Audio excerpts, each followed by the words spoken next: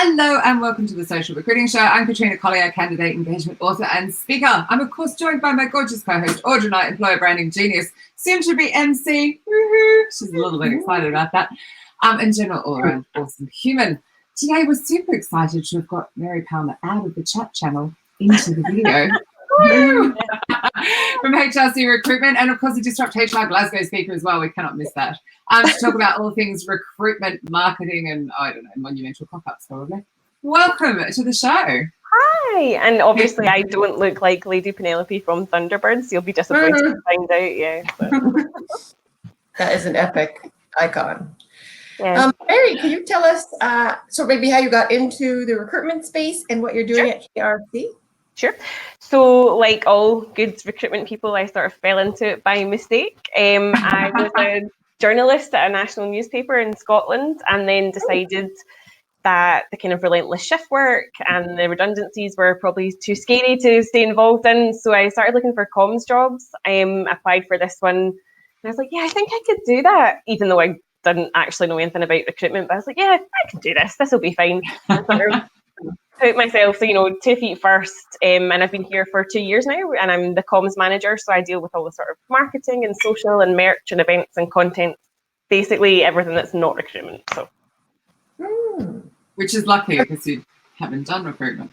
Yeah. Oh no, I'd be shit at it. Like, there's no two ways about it. Like, I absolutely couldn't do it. I'm just here to support. What makes you think you'd be shit at it? I'm just not like a salesy person. Like, I am inherently nosy, obviously, because I used to be a journalist, so I like asking people questions. I kind of don't like the idea of KPIs and business development calls, and I just like talking to people. Like I don't like talking to people when there's a point to it, if you know what I mean. Like, I don't like to try and pitch. I just like to chat. So I'd be shit at it. I would too. Over there have your type of role, or is that unusual? No, I'm a one-man team, so I'm going to be hiring later on this year. But I think a lot of agencies, even if they're based in Scotland, probably have a London-based marketing department. I think I'm quite unique in that I actually sit in with the teams every day across our different sites. So I'm kind of an oddity. There's not many of me, so it gives me bragging rights. But also, there's such a cultural difference. Like, so if we have a UK company that's got its marketing in the US, it's just dreadful because, they'll go happy holidays, not Merry Christmas, and all that kind of stuff. Yes, whoever I just offended. But they're so used to doing that every Christmas. I go, it's Christmas. Anyway, is there a cultural difference between England and Scotland then as far as marketing goes? I assume there would be. Besides the few words I can think of. Yeah, I guess I think a lot of Scottish companies almost feel like sometimes they're the afterthought or they're left out. Like, a lot of our clients or maybe have Glasgow and Edinburgh offices, but they never really see what the London marketing department is doing. Like, they're kind of forgotten about. So I think that actually when you're sitting in here with the teams, it's like they feel special, I don't think anything highlighted to me the London bubble more than Brexit, because we are just in such a bubble. Yeah, it really is. I mean, I'm glad I run the events up there now, but it's like quite eye-opening, so I can understand why you'd feel that way. Yeah, I think we sort of feel, I'm not really sure if I can put my finger on it, but we definitely feel sort of different culturally. Like, we think, London is, bright lights, big city, and we're not at that stage yet. Like, there's not enough people in this city to be like that, so. It's not fun. She's being most unchatty. Why are you being most unchatty, Mary? You're normally much chattier. No, do you think it's something to do with last night? Busted. It might be, yeah. I feel really hoarse. Like, there was a tribute band, and I'm the last person to get up in the dance floor. And I was, up giving it Super Trooper as if I'm high. That sounds kind of amazing. Did they pull it off? Oh yeah, it was a bit weird in the sense that they kept putting Swedish accents on when they were talking to us, and we were like, guys, just talk normally, it's fine, you don't have to put that on. But yeah, there's a lot. God, were they Scots trying to put on Swedish accents? Oh, wow. Yeah. So everyone just sounded like Swedish Chef. It was nuts. Oh, that's so you're not going to leave pass. But I hope you've got a pizza ordered for 4 o'clock ready for when you finish the show to get you through the rest of the day.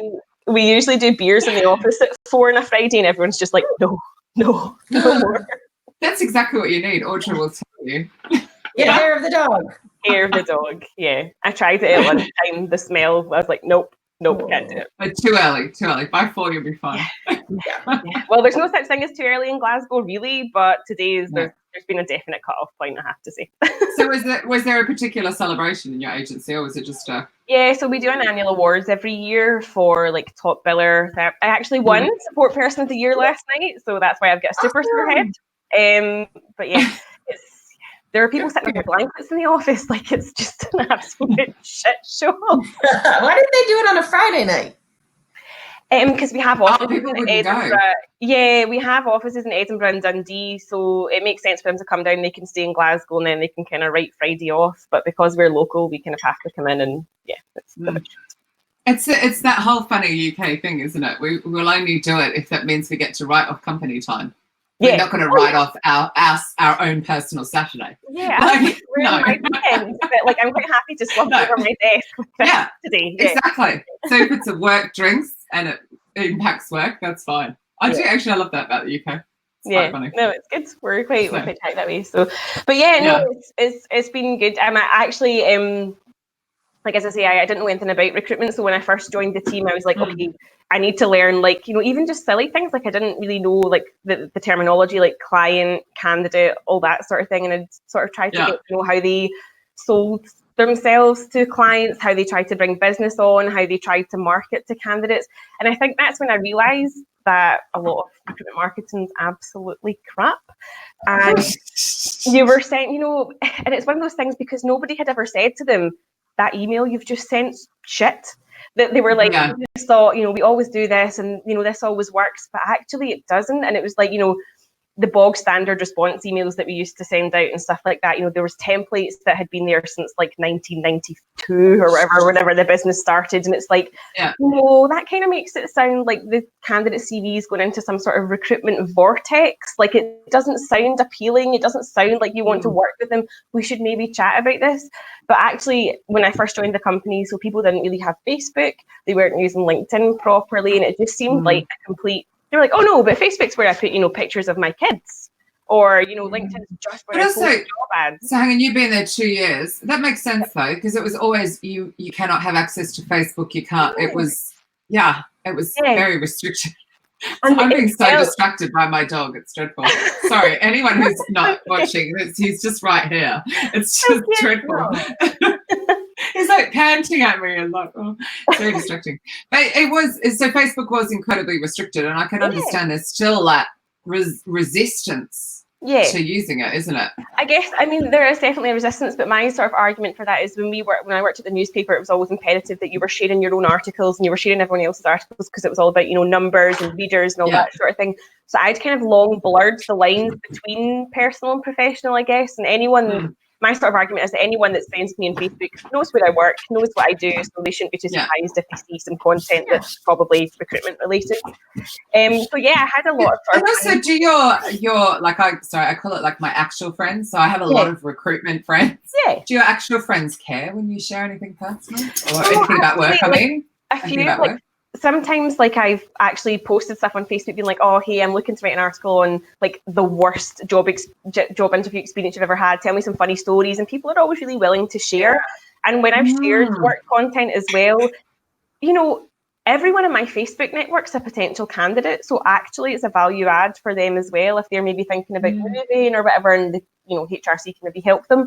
But I guess when I first started in here, it was about breaking down those barriers and saying to them, it's not just about posting jobs on LinkedIn and it's not just about using Facebook for, pictures of your dinner or your holidays. It's actually about looking across the social spectrum. And that includes your email marketing as well and realizing that everything is marketing, if that makes sense. So it's not just, I think there's a kind of perception that marketing must be like a billboard campaign or some merch or something like that, but actually it's like everything that you do as a recruiter, whether it's sending out an email or a Facebook post or whatever, everything's marketing. You're marketing to candidates constantly, even in the way you behave towards them. So it's there's been a lot of unpicking I think I've had to do. I think your lack of recruitment experience is probably really good because you can bring in a different way of looking at things that maybe they haven't. So I think that's fantastic.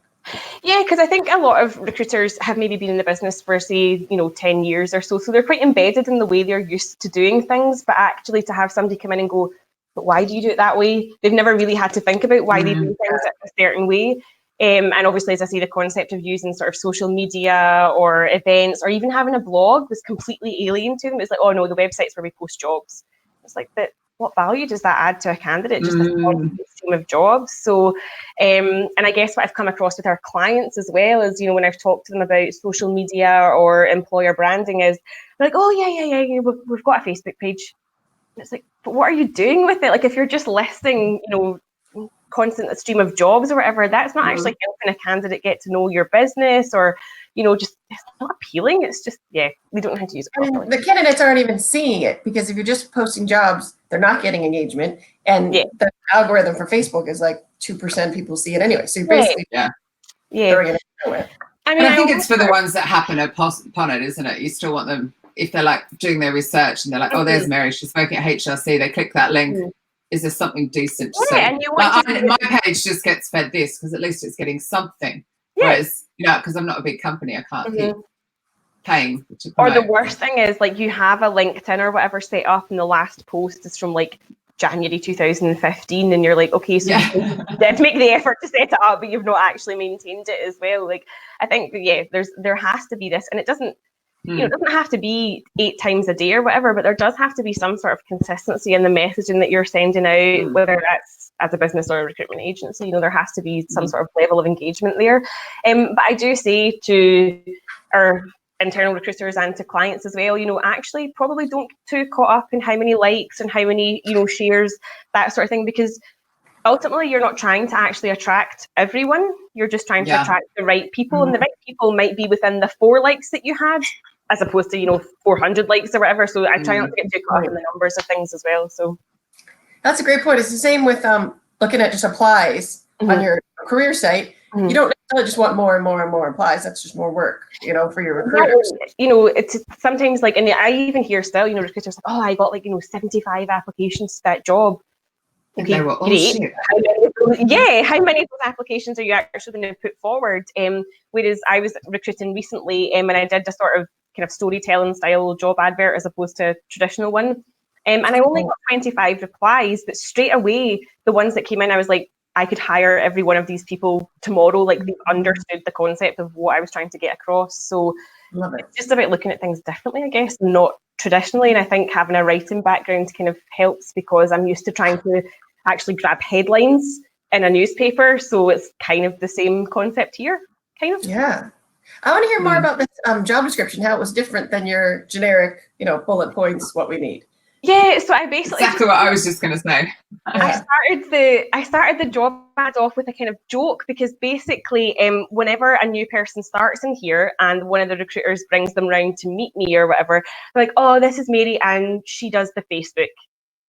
Like, that is it. That's how I'm introduced to people at this company, right? So I started off the job ad by being like, "Oh, the marketing." See, I would say, "This is Mary. She does the tequila." Yeah. Oh, I did. There you go. Well, yeah. It may or may not be on Facebook as well, but this is. I know. I was like, I had the fear this morning, like how that way when you get notifications on Facebook, I was like, oh God, looking through this. What have I done with my tequila and my ABBA tribute band? Oh God, that's hilarious. I can't believe they introduced you as the lady that does Facebook. That would just piss me off. Well, it does. So like, and I have really bad resting bitch face at the best of times. So when I hear stuff like that, yep, that's me. So, but yeah, no, I started the job ad off with that as a joke. I'm like, oh, the marketing team, that's the team that sits on Facebook all day, right? And then I was like, but you know better than that, because you know that we're actually doing, content or blogs, whatever. So I just tried to kind of, the way I would hold a conversation with somebody is the way I wrote the job advert, and it was just about what goes on behind the scenes to make everything look like it's running smoothly. You know what it takes to have a good social feed and website, all that sort of thing. So it was just more conversational, and a lot of the candidates that came in said that that's why they replied to the ad, because it didn't feel like a job advert. It felt like we were having a conversation already, and they felt like they kind of knew me as a person which is obviously super sarcastic, and the girl that does Facebook. So and but see, you just started it exactly how I keep telling clients with their wording. So you just went, what goes, like, you blah blah blah, you. Why is it we write these? I want this. Everything, emails, jobs. I have run job advert training internally because anytime I go on like third-party job boards or whatever, if I see adverts that say our client is a success, like, oh, who cares? Yeah, who cares? Love it. Like, I want to talk about you, what you can bring to the job, what all that sort of thing, how this job's going to benefit you, why you should come work with us, etc. It's just about it's about turning everything on its head. I think we're so used to seeing this shitty content that we're actually afraid to deviate from it, even though we know it's really bad. It's funny how, as well, you're almost like an outsider. I appreciate it's your HRC, but I was looking at this recruitment agency last week, and all their crap was vanilla. It was just so boring. And in there, I found this PDF that shows 88% of the candidates they place is still in the job 4 years later. That they have 100% success rate on any retained business and something else. And I'm just going, I'm sorry, but why are you leading with that? Like, that's all you need to say. Stat. Don't even write, we're great. Just write, these are our stats. And everyone will be like, oh my God, let's work with this company. Prove it. I was mind blown. But I'm going, you're writing all this vanilla shit. Yeah. And I'm like, that's the thing as well. So we basically redesigned our website last year because we had a website that literally looked like it had been built in 1985. Like when I first joined. Probably had. It probably was. Like, one of the questions when I hang on, did we have website in 85? Maybe you mean 95. Maybe. So when I first joined here, they were like, "Oh, what do you think of our website?" And I was like, "Honestly, it's shit." It had a spinning carousel of images on the bottom. 90% of the people had left the business. It was terrible. So, anyways, we redid the website, and I was like, "Oh, it'd be really good to have lots of badges with the clients that we work with, and actually explain to people." Oh, we can't put on the clients. And I was like, well, why not? Well, because then other recruitment agencies will, try to work with these clients. And I'm like, I'm pretty sure they're already working with them anyway. We should just be telling people that this is the caliber of candidates or clients that we work with. So I think with a lot of recruiters, it's like those testimonials that go like, Mary P from recruitment agent said blah. Like, oh my God, put their LinkedIn profile, make it like really gritty and real. Yeah. Crazy. And when we're working on like proposals for clients, whatever, and we have to submit, testimonials, etc. And like, they're like, oh, you can just put HR manager. And I'm like, of what? No. What type of business? Who are they? Where do they work? All that sort of thing.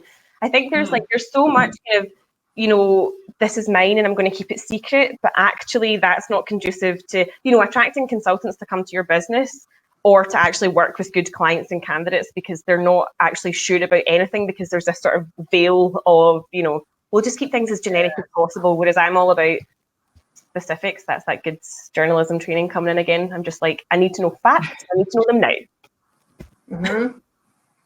Have you ever go and do a journalism course? Me too. I could definitely use that. I think that's the thing, that recruiters are not marketers. They're great at recruiting, like we're marketers and we wouldn't be good at recruiting. So it's just a matter of getting the teams together. And we're finally getting there slowly, I think. But I've definitely seen a sort of turnaround internally with some of the guys. Like some of the guys are now coming to me and going, oh, it would be really cool if we could do such and such, or we could video this event or whatever. And do you think so? That's quite reassuring that I've not wasted 2 years of my life, obviously.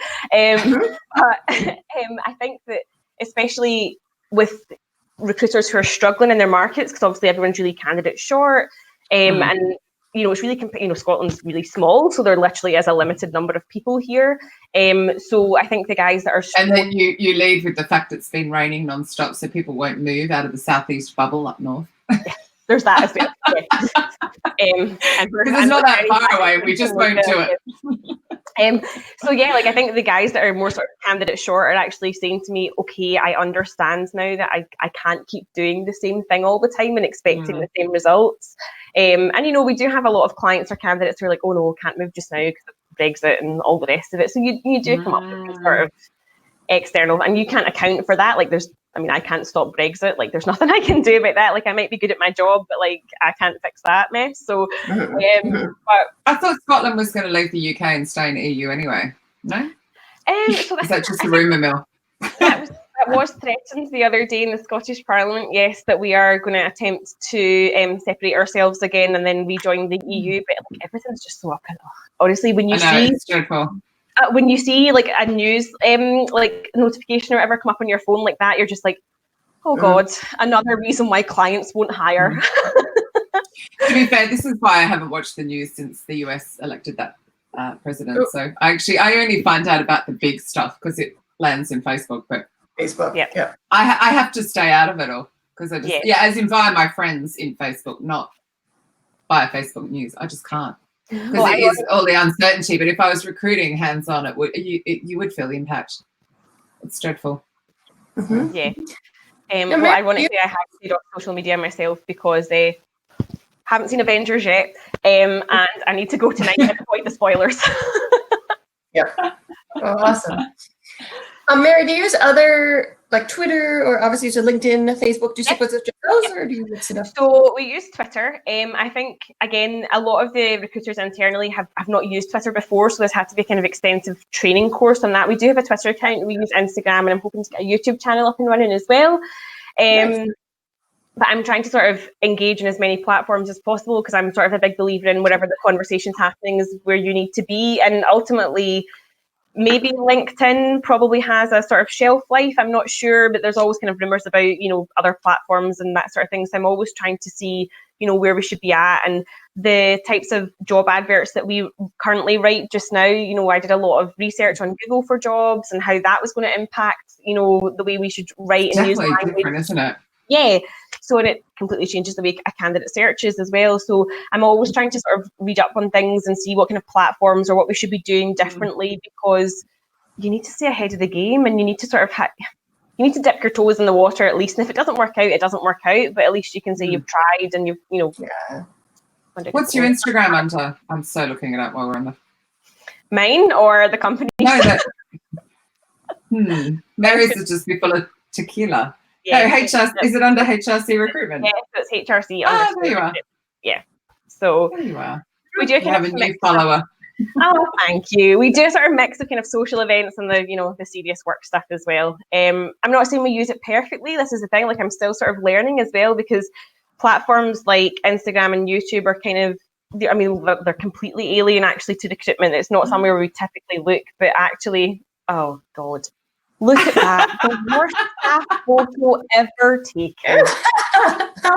When you had bangs, as opposed to growing it out. Horrendous. Yeah. Basically, that photo, I had to get down to London and back up within like a 36-hour time period for a conference, and then came into work, and they were like, "Why?" And I was like, "Why is everyone dressed up? Why have they all got?" Shit, it's staff photo day. I had like down to here. I hadn't brushed my hair. It's awful. So I did say to my boss today, I was like, do we have to put up was this last night? No, and I worked through last week. So basically my liver is done for because there's been a lot of events in Glasgow and I need to just chill out for a weekend.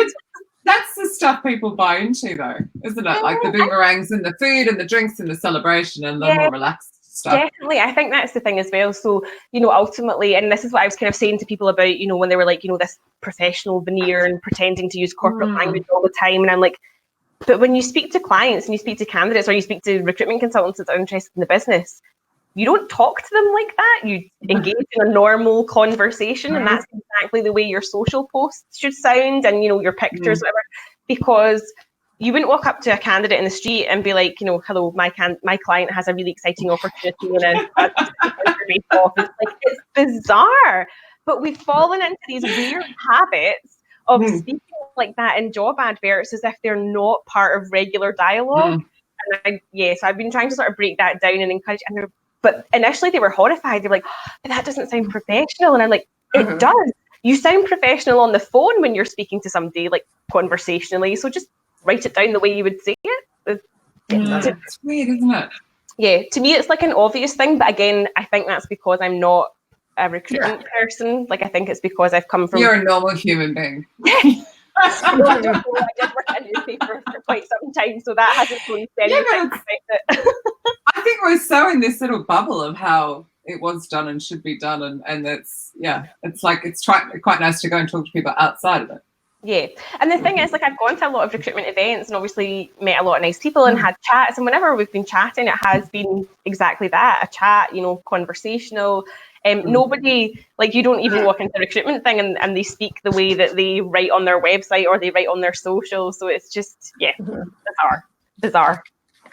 I think it's even more so with agencies.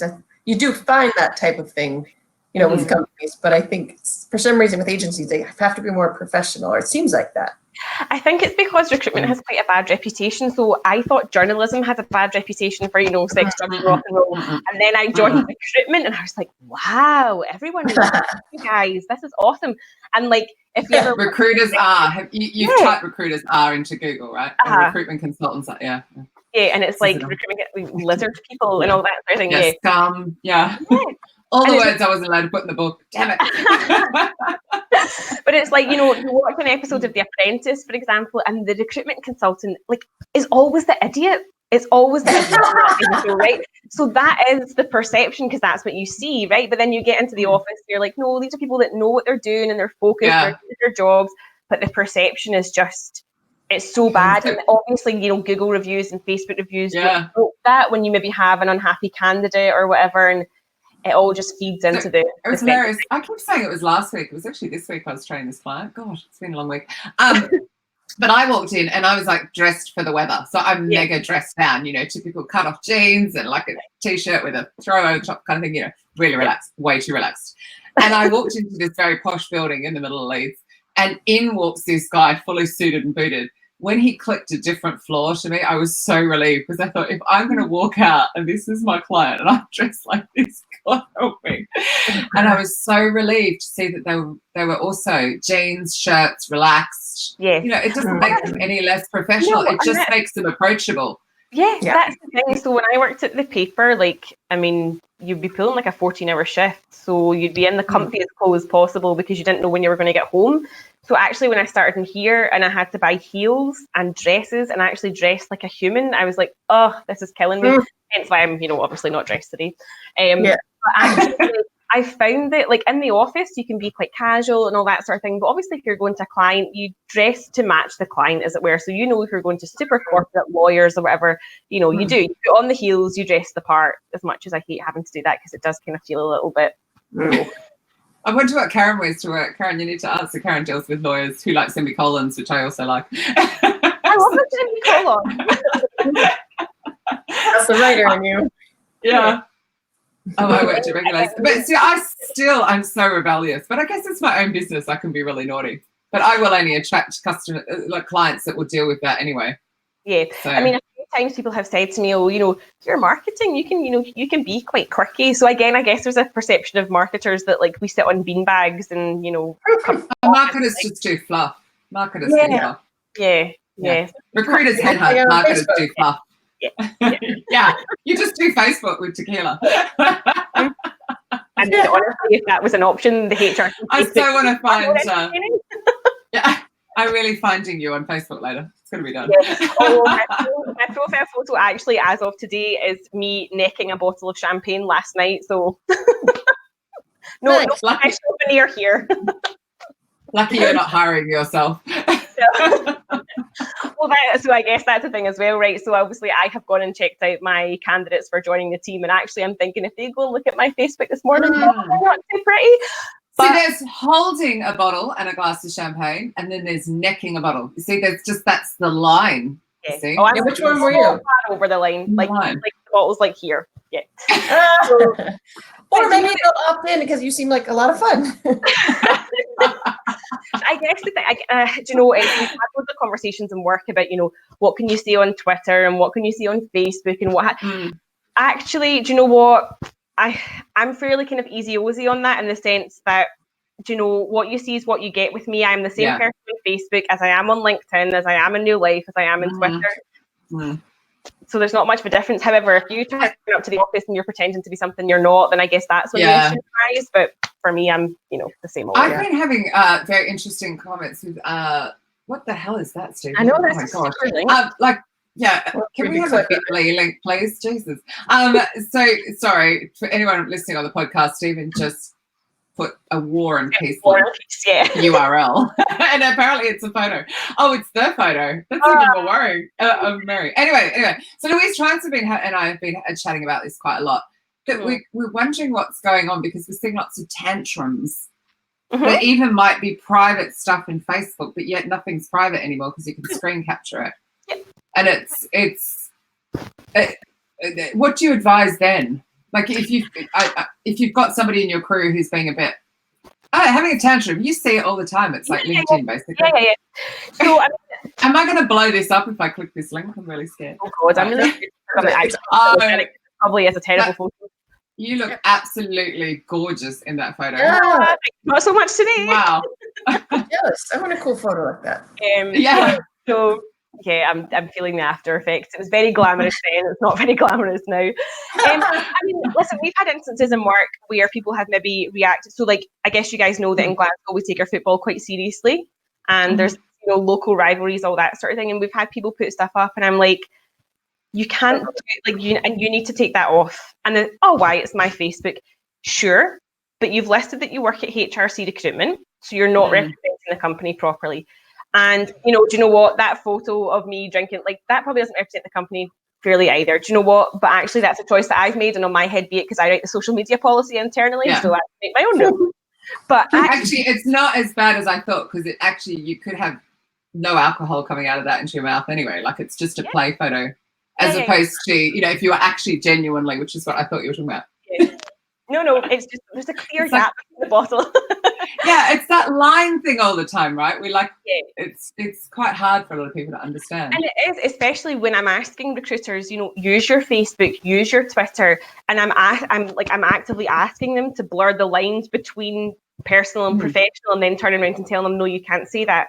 I don't want to be the social media police because actually, it's your platform, say what you want. But if you're going to say it, take off all connections with the company, block your Facebook down, make it private, make sure that nobody knows that's, if you're so passionate about like a political thing or a football thing or whatever, just make sure it's all locked down, and that way nobody gets to see anything. See, I think it can be screenshot. I just think people can, or screen grab or whatever you want to call it. I just think, and I see a lot of those passed on to me, like, did you hear about X, Y, Z? And suddenly, I'm seeing a screenshot of it because I'm not connected to the person. You're just like, what are they doing? They look ridiculous. Well, and even a professional argument that's just out of control. It's bizarre. So Stephen has so like exactly what Stephen has said, like recruiters have multiple accounts. I have seen that people having duplicate Facebook accounts. To me, that just seems that seems like an awful lot of work. Like, like I said, also it breaches the terms and conditions of Facebook. They can close your account. So, and also, who wants to follow your work Facebook where it's just spamming of jobs? I'm not going to follow that. I think the candidates are more likely to respond to them that way or whatever. Like if they send them a message, but actually, I don't think it works. And I have had cases where somebody has set up 2 accounts and work, and a week later they've said to me, "Oh, Facebook shut that down," and I'm like, "Yeah, you're not allowed to have." They will work out that it's you, but like your black and white photo with your tie on as opposed to you falling out of a taxi at like 3 o'clock on a Tuesday or whatever. But as long as you you don't have to add someone on as a friend to send them that message, so you can have it locked down.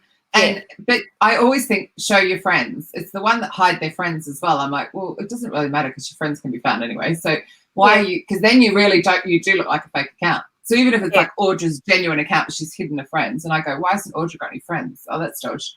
Like exactly, it just looks like a bot or something, or this is or like a scam. I'm working on getting more friends. Give me some break. So Stephen, you can use lists to separate out your friends if you're really worried about that your personal friends will actually care if you share something work related. But I like to share stuff publicly that's deliberately to create the persona kind of thing. Yeah, I'm the same. Like I said, I'm the same person in real life as I am on social media. Like it doesn't bother me whether somebody sort of sees what I look like or whatever, or what I have to say about certain things, because it's nothing I wouldn't say to anyone's face, sort of thing. But I guess that like if you feel like you need to have that specific line, and some recruiters do, and I get that, like you need to be able to feel like you can shut off from your work self or whatever you want to call it. But to me, it's just, it's extra work. And if you're trying to present yourself as a genuine, authentic, credible person that clients and candidates should buy into, then everything should be out in the open, I think. Yeah. So Stephen's just written here, it helps to avoid annoying real friends with too much recruitment sharing. I just use the unfollow button, Stephen. Yeah, and I'm the same. And like I said, so, my friends and my family or whoever who's connected with me on Facebook, they all know where I work. So actually, it's not a surprise that I'm sharing recruitment content. If they don't want to look at it, like, okay, just unfollow or don't like it or don't interact with it, that's fine. But for some people, it's useful because they might be a candidate, or it's like a kind of like a silly piece, like we do kind of quirky pieces or whatever, silly job interviews, all that sort of thing. People are going to engage with that because it is a wee bit fluffy and whatever. But it's all about how you present it, because if you're just putting a day, that's rubbish, and I don't want to see that. Yeah. But if it's fun or valuable, but it's about your work. So, like, our show goes out, doesn't it? No one's ever cared. Like, my friends' friends have never cared, as far as I'm aware. They could be listening going, we do care. But like, I'll share speaker pics and all this kind of stuff. And I get so much support from my non-recruitment friends and family. I have to keep, clarifying. Most of my Facebook is now recruiters, to be fair, which I'm perfectly happy with. But it's that, I don't know. It's just really, there is an unfollow button if somebody's being annoying in general. Which is almost the narcissistic side of social media, isn't it? You can have 10,000 followers, but actually only one person's listening because you're just sharing shit. But again, it's like, it's that, and I always argue this, as I say, but, the kind of metrics of Facebook and stuff like that, that one person might be the person that's the right candidate for the job or whatever. And I know that people are saying, job posts are spammy and stuff like that. I mean, absolutely. So I've looked on other recruitment agencies in Glasgow and Scotland, and all they're doing is posting a constant stream of jobs. And actually, it looks like, well, first of all, it's like a half-arsed attempt to actually having some sort of social media strategy or whatever. But I don't think that ever, as a candidate, would I buy into that? Absolutely not. It just looks like a machine of, constantly turning out jobs. And there's nothing there as if I were a candidate, there's nothing there for me that gives me value or lets me know about how that recruitment agency works, or, what kind of, I want to see that recruiters are out, having an awards day or an away day, or, that they've recently donated to a charity or something. Like, I want to see what that's like before I engage with an agency. If I'm a candidate, I want to know that there's humans on the other end of this constant stream of content, and the job ads do make it look so spammy. It just looks like somebody's constantly just pressing a button to just turn out all this stuff. Yeah. And it makes it look, as a candidate, it makes it look like you're going to have a really shit experience, because you're like, okay, well, all they're concerned about is just constantly posting jobs. They just constantly need candidates, but they're not giving you anything back in return. And like, I always, whereas you see, like, oh, here's this X agency, they've gone out and worked with this charity or done something. You're like, well, they're not going to be just about the bottom line. They're actually going to be genuinely interested in my career, that kind of a thing. Yeah. Or like, we'll post stuff about, like, if we get dressed up at Halloween in the office, or, if we're doing stuff. So I'm going to do a week in a campaign around Mental Health Awareness Week with See Me Scotland, because it's something that I'm really passionate about. And, that just lets people see that actually it's not just a numbers game, and we don't just care about bums and seats. We're actually trying to cultivate our own little culture and our own little way of doing things. And I mean, I would definitely buy into that more. I'm always really suspicious of companies that look super slick and super shiny and the reviews are all 5-star, because actually you do need the kind of 1 or 2 kind of shitty reviews to make it look like an actual company. Once or twice. Obviously, it's just when all the reviews are bad that you're like, okay, avoid. But I guess that with, the social platforms, you can almost look too slick, or really spammy, and I guess it's trying to strike the balance between posting a job ad that maybe needs an extra push and actually demonstrating that there's humans on the other end of the email. Because I guess that's the thing, right? Is like, as a candidate, you want to be courted, you want to be wooed, you want to feel special, and all of the marketing that feeds into that, whether that's via email or social, should make you feel like you're getting a good experience. Yeah, it's the same thing with like employer brand videos. They could be so overproduced, you're like, that's BS. Really like use the phone. So what is your favorite part of them? Is it high fives at the end? Oh my God, what's your favorite? Audra has a favorite. What is it? I've forgotten. Oh, what company? No, what is it, your favorite bit that you absolutely hate? Is it the high fives?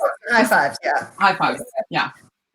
She sends them to me. I get them by this and going, oh my God, there's another one. My favorite is companies that, like, when you see their videos and they're so, like, the diversity is unbelievably balanced. And I'm like, I'm not buying that for a second. That's not Glasgow. No way that all people work in this one office. Or like, I always joke about, like, I don't know if you guys have seen, there's like this comedian David Mitchell, and he basically has this short video about taking the word piss out of the word passionate, because all recruitment companies are passionate about what they do, and it's just how this word just become meaningless. So that's always a kind of point for me as well. If someone, we're passionate about people, like. I was at a seminar by Dr. John Demartini, and he really drilled into the word passionate, and it's actually quite negative.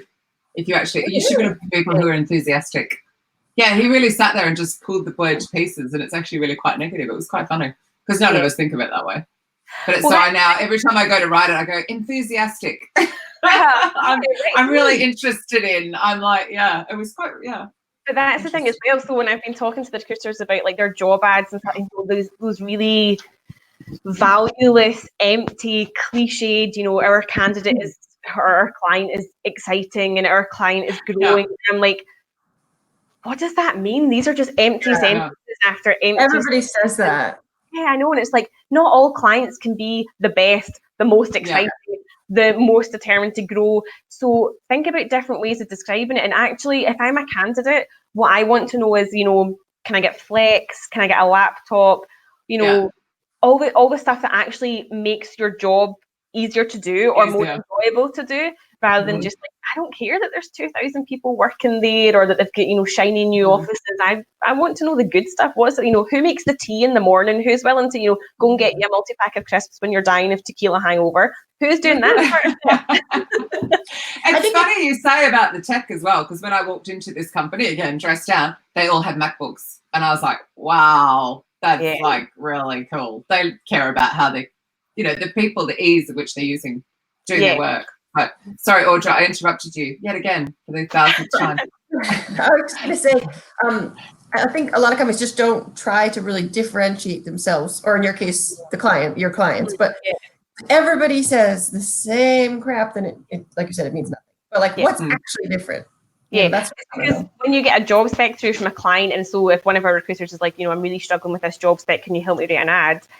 And you've got like 8 pages of job spec to work your way through, and half of it's just, meaningless stuff, or, it doesn't actually tell you anything about the company or what this candidate's going to be doing. And it's really hard to actually decipher what it is they're looking for. And I don't know if that's because the client doesn't know what they're looking for, or again, they've sort of followed this thing of, oh, well, we always write the job specs this way, so we'll just pass that on to the recruiters and they'll do something with it. But actually, it's like, it is the day-to-day stuff. I want to know, like, can I come in my jeans?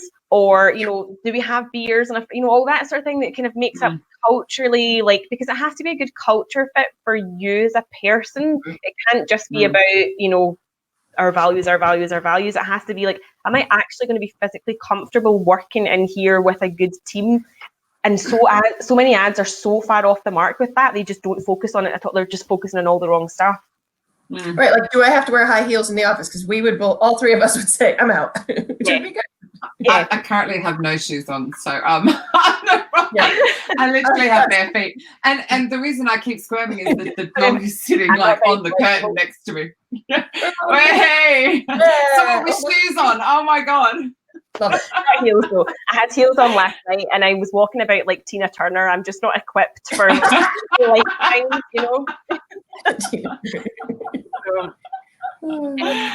If I have heels on, they're big chunky heels. They're never the little. Yeah. No, I did. I had the chunky heels on because I thought that would be my sort of safety net. But we were in a club that had like a super polished floor, so everywhere I was going, I was just like, and it makes you look more drunk than you actually are. And it's like, no, sorry, I just don't know how to be a lady. Like, I don't. Yeah.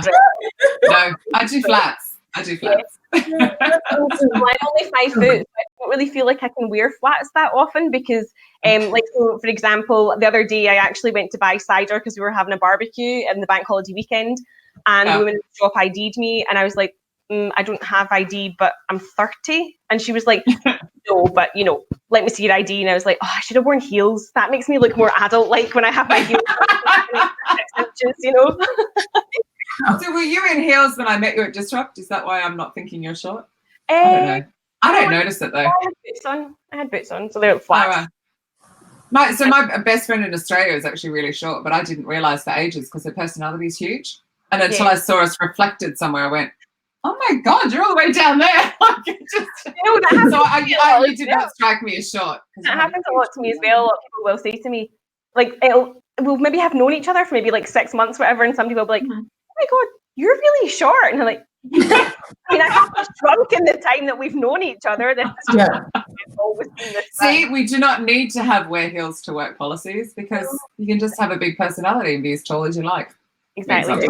Just be really, really I quite like the companies that demonstrate. So I always go on about ThoughtWorks, how they demonstrate their inclusivity, because it's not just their diversity, but their inclusivity by the blogs that get written by their staff as well. I always think is going back to your point, because it's not just the job spec, is it? People then go on and start reading. No, absolutely. And actually, so I'll let you into a tiny little secret. I actually ghostwrite all of the blogs that go out on our website, which is cool because, again, it lets me get to know the markets a bit better. But again, you know, so for example, if it's one of our like HR recruiters and I do a series of content for them, that establishes them in their market as somebody who's credible and authentic. And, you know, all I'm doing is taking their words that they've told me and putting them down in a more sort of sensible order and making things, like, you know, properly. But actually, it's, again, you know, if you're a candidate looking at that recruiter and you're like, oh, well, they've posted something on, you know, flexible working or, you know, well-being initiatives within the workplace, or here's some tips to how to answer like a Skype interview or something like that.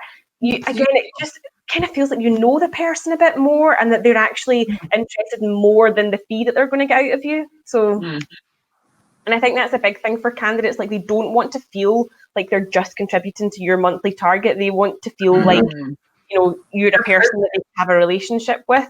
And I guess that's where, you know, the sort of blend of marketing comes in, because recruitment people are ultimately salespeople and they are concerned about fees, and I'm just trying to soften the edges a little bit, I think. I think the funniest one I saw, and that was, it was a brand new office. It happened to be in Sydney, and it was a recruitment agent and had a new marble floor, and they took a photo of it, shared it on LinkedIn, and someone immediately wrote, good to know where my fees are going.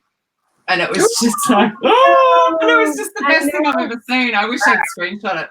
Just, I know, and that's the thing, like, you're quite, like, we moved offices like last year. And in fairness, they look super swanky purely because we were operating in like a broom cupboard beforehand. So obviously, but we're in a bigger broom cupboard. Yeah, but you do have to do this sort of like, because, you know, our chief exec was like, I want a big launch on social, and I'm like, but actually, you have to phrase that really carefully, because otherwise it looks like, you know, this is where the money's going. So you do have to be really careful about those sorts of things. But actually, it's turned out really well, because a lot of candidates that come in here are like, oh, this is really nice. And, you know, we had the fish. We have Donald and Melania, the pet fish as well. So goes back to Instagram. Yeah. Do I see the fish? Where are the fish? Yeah, you should do. Donald is the orange one. Donald actually passed away.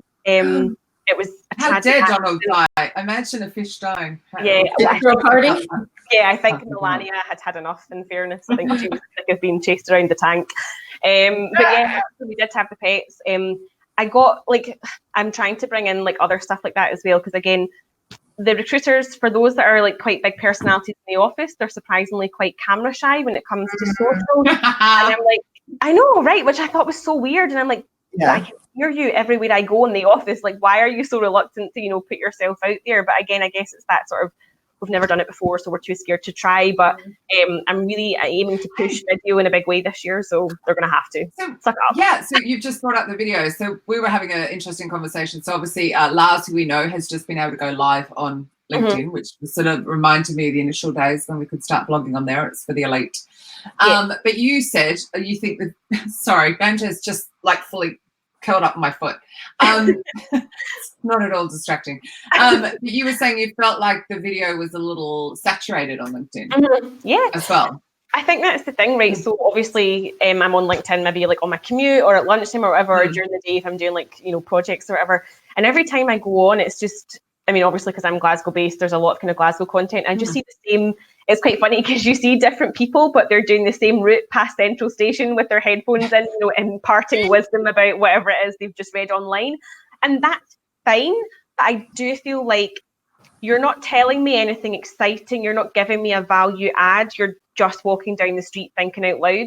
And whilst that has its place, it's quite like that sort of stream of consciousness kind of thing, it's not giving me anything about your personality, because you're maybe just discussing something that you've read online, and it's not actually telling me anything about your business or whatever. It's just a kind of, oh, here I am, I'm walking down the street in Glasgow and it's rainy, and, you know, I've just come out of a great conference, and that doesn't really do it. Because you're taking, you're taking someone's time, right? So Karen's just written here, she's literally never listened to one, which is lucky because she saves up all of her time and gifts it to us every Friday. But if we didn't give Karen something valuable to listen to, she wouldn't. So it's like, it's time, right? Exactly. Yeah. And I've sat in on so many webinars and so many sort of chats like this. And, you know, I give it the 15-minute kind of attention span thing. And if it's not still engaging me within 15 minutes, I'm like, okay, I'm done with this. And although the, like, I give it like 30 seconds. Or really, I'm like, maybe it'll get better. I'm like, actually, I'm an optimist. I'm like, maybe it'll get better.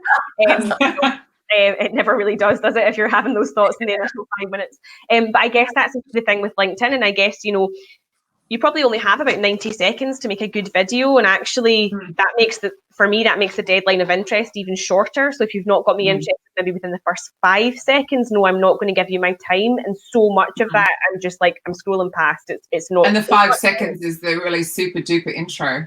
Yeah. Hi, I'm walking down the street. Hey, it's raining. Wait, Katrina, there was only one amazing video on LinkedIn ever, and it was that Randy guy. You remember him? It was. God, remind me. He was a recruiter that was kind of being inappropriate about like his wife. Do you remember? Oh my God, that was horrific. Oh no. Oh, I don't know this. I'm going to Google it. No. We gotta find it. It'll be back somewhere in the exchange of messages between Audra and I, so we should be able to find it. I watched it like 15 times, so that shows you. I couldn't watch it any. Do you remember the recruitment video that came out recently? And I think it was a company in London, and it was all like white guys in the video, and they were like, "Oh, this is us boarding on their jet." Yeah, with the bottles of champagne. It's like, this is why everyone thinks recruiters are dicks. You're not helping things. Hire your marketing manager. This is terrible. Who wanted the swear words for England? Who was asking for when they come over? Was it Chad? You should just get Chad to listen to this show, Audra. I She's looking at the video. No, because I said bollocks because I just think bollocks is such a brilliant word. But I think Dick as well could be quite good. The horny recruiter. No, he's a Windows Azure recruiter, isn't he? It's like something peculiar like that. Yeah. He was really Randy. It was so funny. Yeah. His name wasn't Randy though. I know, like, we're talking about blurring the professional and the personal here. It's like this video has obviously crossed a line, which means I'm immediately going to. It was on LinkedIn. It's on LinkedIn. Yeah. I'll have to go through all of the links I've ever sent Audra about LinkedIn to find it for you. That will take an hour. It'll have to be after the dog walk, I'm afraid. Who clearly is getting very impatient here. Yeah. I mean, I guess like, and that's the thing. It's like, and when you do it wrong like that, the impact is like, do you know what? It's fine if, well, it's not fine. People love it. It's a split. Audra loved it. I hated it.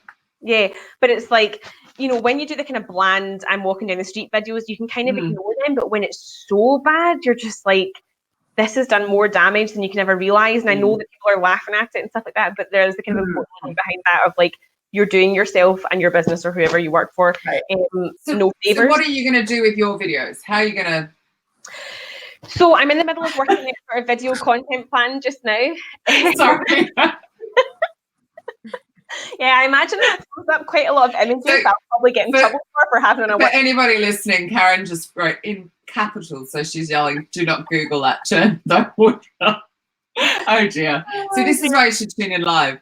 Anyway, sorry. So no, I mean, I think we're in the middle of sort of working out kind of, so the guy that I'm hiring is really, really big on video. He sent me a lot of videos that he shot. So we're in the middle of kind of piecing together that type of strategy. Yeah. But ultimately what I'm trying to, I don't want the big glossy productions, but equally I don't want the walking down the street videos. I want the kind of nice in the middle where we can explain a bit about, you know, we're not monsters and we're good at our jobs and, you know, we're passionate in a different way. But I just want to sort of strike that and actually offer value. So, you know, will it be like a series of, so like the Disrupt HR videos that you guys do, like I would listen to them all day long on a whole range of topics. So content like that's actually a value add. It's not just another, like you don't look at it and go, it's another one of those videos. You'd actually look at it and going, that was interesting. I've learned something, or maybe I can apply that, or you know, this will help me in my job search, or this will help me hire candidates, whatever. I want the value added content. When you said about excited, I actually further up the stream, I have shared Lee Berman's Disrupt HR, which he actually sung and played guitar. Oh, in Bristol. But he talks all about shit job ads. It is so funny, and I shared it in training this week. So I was like, you just got to watch this video. I don't need to show you what to do. Just watch this video. It was so good. When I do job ad training and work, what I'll do is I'll take live examples off of job boards and I'll sort of pass them out and go, okay, you know, let's have a laugh about this. Let's laugh at it. And you can see people looking around the room at each other going, oh no, do you think this is my ad? It kind of sounds like it might be my ad. And I'm like, no. And these are the ads that we're laughing at. So let's not do that. Yeah. No. Yep. Really quickly, because we've only got 5 minutes left, so I just want to quickly, so while I'm patting my dog, trying to get him to shut up. Next week we have Michael Wright. Now, many of you will not know him, but he's genius. I met him and Sosu in Singapore many years ago, and he's now in New York, and he does like serious guerrilla marketing stuff when it comes to recruitment. We're talking hijacking lifts or elevators, all sorts of stuff. Wow. Please tune in, because what he's sharing is just, oh my God, he blows my mind. He's incredibly creative. We need more heads of talent like that, because he's, so that's next week. Yeah, if I actually survive what the dog's doing. But Mary, I was going to say value. But value, we keep coming back to that, but it doesn't have to be even about your company. Like some of our best content with the company I just transferred from, like the stuff that did the best, it sometimes had nothing to do with our company, but it came from our brand. So in the end, it's tying it back to us and it's relevant. But like it's like this conference you're going to. Here's some great tips. It's not about us, but it's actually valuable to them. Well, that's it. If you're putting a bit of content out about how to network or how to improve your personal brand or whatever, this is all stuff that's got nothing to do with the recruitment agency. How I grow my personal brand has nothing to do with where I work, but actually it just gets candidates thinking. And this is what I keep saying to the recruiters, if you just slowly chip away at the candidates with this good value add content, your name will keep coming up in their head and they'll be like, oh yeah, I remember Bob because he shared this article and whatever, and that I find that really useful. So you've already kind of established that relationship there without actually having to do too much work. You're not having to send them really awkward LinkedIn messages, or you're not having to shuffle up to something at a conference, right? So it's the easier way to do it. So because it's like once we connect on LinkedIn, what do you then do? So unless you are sharing something that'll just keep making you stand out, to become that known, liked, and trusted, you just lost. Yeah, and that's the thing. When you connect with somebody on LinkedIn and you hit them with the immediate sales pitch through Messenger or whatever, that's an instant turn off. Show them the value that you can bring to their career, because the thing is, we're all in candidate short markets, so a lot of the candidates are going to be passive. So actually, you need to win their attention in different ways, and that's by demonstrating that you can offer something to them, and it doesn't have to be right now. It can be in a year's time or 6 months time or whatever. But actually, make yourself the point of contact that they want to speak to because of what you've had to say. It is win their attention, isn't it? Yeah, absolutely. Like there's so many people that you'll know yourselves that you keep going back to on LinkedIn because you're like, oh, their content's really great. So they've built up that network through just sharing the good stuff. And actually that's what I'm trying to encourage people to do in here as well. When I'm not obviously downing shots of tequila.